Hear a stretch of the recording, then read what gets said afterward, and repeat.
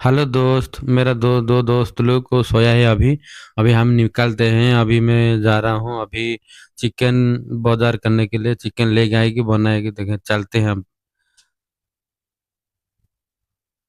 अभी देखिए सीढ़ी में अभी जा रहा है। बहुत 3 फ्लोर से हम नीचे आ रहे हैं अभी। 3 फ्लोर से अभी मैं बाहर निकलता हूँ।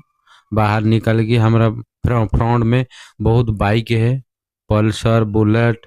और एक दोस्त मेरा उधर क्लीनिंग कर रहा है। और फिर अभी हम लोग निकल गए अभी कोलिन में। वो कोलिन में हम लोग रहता है।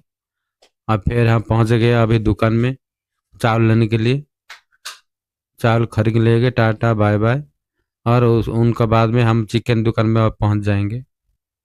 चिकन मेरा दोस्त बोला लेग पीस लेने के लिए, अच्छा से ले आने के लिए बड़ा बड़ा पीस। उनका बाद में अभी मैं घर में पहुंच गया चिकन लेके। फिर हम लोग को अभी चिकन बनाएगी। अभी चिकन रेडी हो गया। अब आप लोग देख रहे हैं, ठीक है। रुकता हूँ, थैंक यू।